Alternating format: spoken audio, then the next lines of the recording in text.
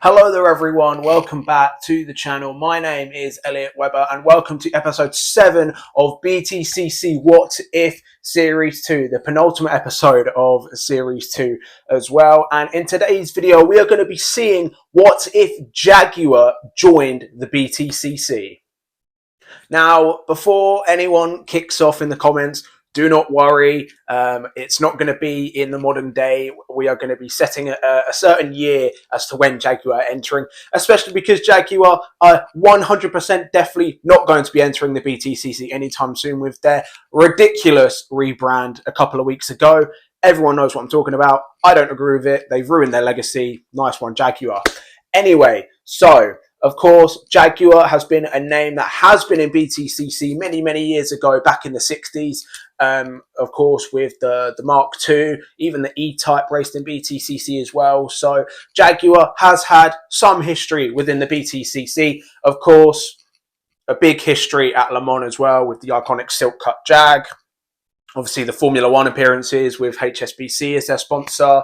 Of course, even racing in British GT a couple of years ago with their F-Type. So Jaguar, of course, as we know, does have a great history in motorsport, even most recently winning the Formula E Teams Championship in this year.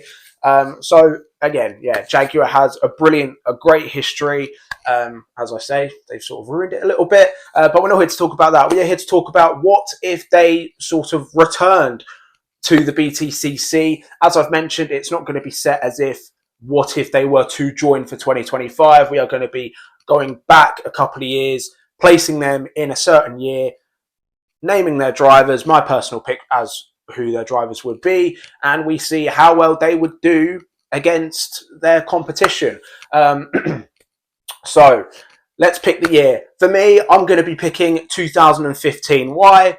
I don't know why. It's one of my personal favourite seasons. That could be why. But also as well, I think 2015 was a phenomenal year for competition. Of course, it wasn't like 2018 where we had 17 different winners. We did have a lot of winners in 2015, and there was a lot of competition. We had obviously the champion, Gordon Shedden, in the Honda. We still had Matt Neal just on the brink, just coming to the end of his peak years in 2015. We had Andrew Jordan in an MG. We had Jason Plato and Colin Turkington for Team BMR. We had Rob Collard and Sam Tordoff in the BMWs, and we even had Matt Jackson for half the year, obviously in the motor-based Ford Focus. So there was a ton of drivers winning races. Obviously, the championship was between Plato and Gordon Shedden, which Gordon Shedden came out on top. Happy with that. Happy days.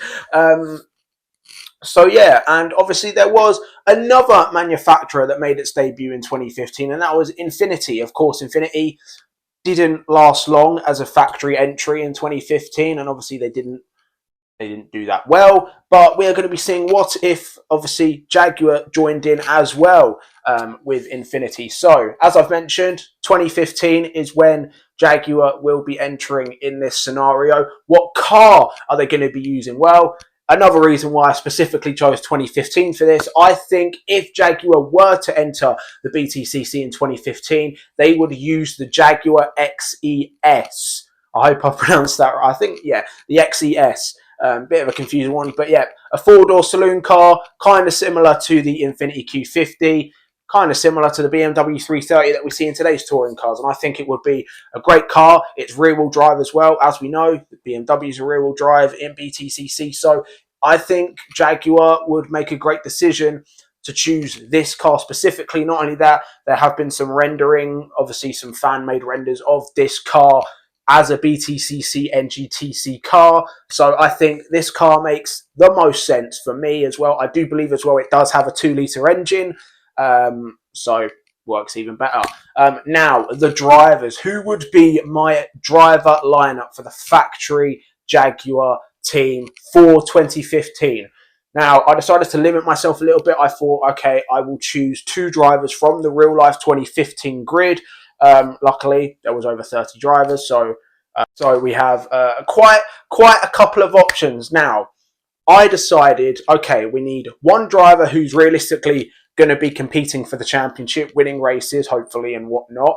And then we also need another good driver, a driver maybe not good enough to win the championship, but good enough to help the number 1 driver. Not only that, someone who is very good very popular with the fan base, and is also quite PR friendly as well. So my number one driver I chose for my Jaguar lineup was Aaron Taylor Smith. Yep, ATS would be my pick as my first driver for this made up Jaguar team. Why? Obviously, I've mentioned this a couple of times. I'm a big Aaron Taylor Smith fan. Obviously, I try to be a little bit unbiased, but I am a fairly big ATS fan. I don't even know why. I like him off track. I like him on track. I think he's one of the most underrated drivers on the grid. Obviously, in 2015 in real life, he was with Team BMR, so he wasn't realistically going to be competing for the championship as his teammates were, Colin Turkington and Jason Plato. But he was still very good. Obviously, won races with Team BMR. Obviously, hasn't won since 2016 in real life, but still, ATS, not only that, he's still quite young in real life. So obviously, going back 9-10 years, he was young. So yeah, Aaron Taylor Smith would be my first pick as my first driver. Now, for my second driver, and I think a lot of people are going to like this, for my second driver, I am going to pick Rob Austin. Yep, Rob Austin and Aaron Taylor Smith would be my lineup for this made-up Jaguar team in 2015. Why? Well, obviously, Rob Austin, as I've mentioned, he's very popular with the fans. I was a fan of him when he was racing.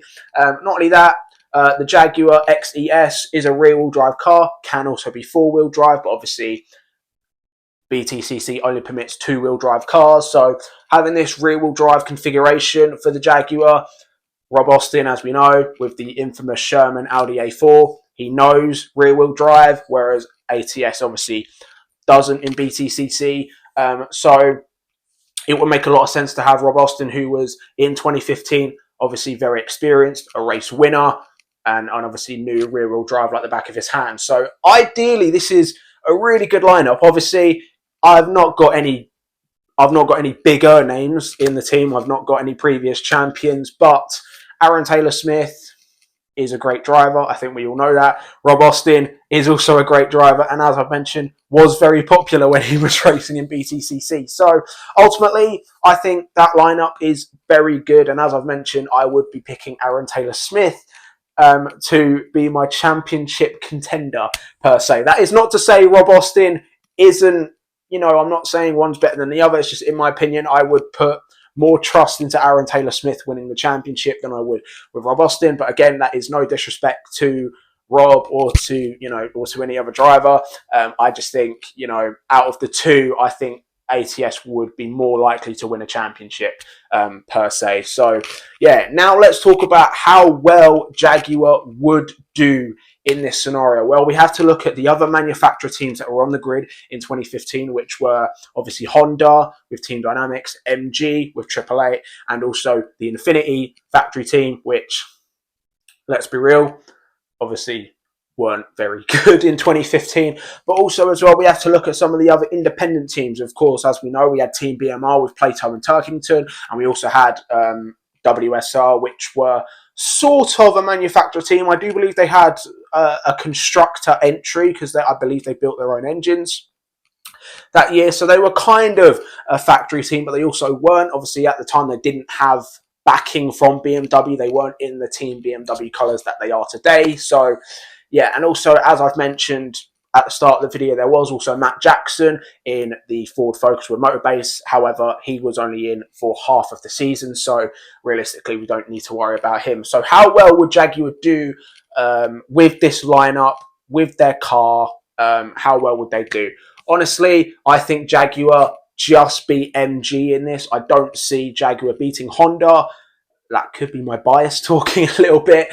But yeah, I think Jaguar would likely be the second best manufactured team. Whether or not they'd be with those teams or whatnot, I think maybe third at best behind Team Dynamics and Team BMR, probably in the team's championship. So beating MG and beating WSR, I think would be probably the best outcome for 2015. I'm only going to talk about 2015 for this scenario. I'm not going to ramble on for too long. Now, where would the drivers finish? Well, looking at their performances and looking how I've judged Jaguar's pace, I think Aaron Taylor Smith would be maybe fourth at best, in my opinion. Obviously, as I've mentioned, I'm kind of contradicting myself a little bit, but obviously I've said Aaron Taylor-Smith is a great driver, but in 2015 he wasn't the driver he is today. I'm sure even Aaron would agree with me there. He is a much better driver, but he was still really good in 2015. Do not get me wrong. So yeah, I think if Jaguar had a really good car, I think Aaron Smith, as he was known back then, obviously now Aaron Taylor-Smith, I think Aaron would be fourth at best, maybe pushing up to third in the championship. And then for Rob Austin, I think he'd be just on the back end of the top 10. As for their individual seasons for Aaron, I think he would win some races in this scenario season. I think he would win at least 3, 5 at best, which would put him obviously fourth, roughly, maybe third. Possibly pushing Plato for second. I doubt it, but maybe. And then for Rob Austin, I think he would also take a couple of wins, but though I think those would be from reverse grid races. Again, I'm not judging Rob Austin, but in my opinion, I do think Aaron Taylor-Smith is slightly better. You can argue with me in the comments below. But yeah, so I think it would be a race-winning season for Jaguar. Maybe a championship contending one, depending on how their debut season would go. Obviously, in this scenario, we're putting Jaguar as fully manufactured, factory engines, factory backing, factory everything. So, yeah.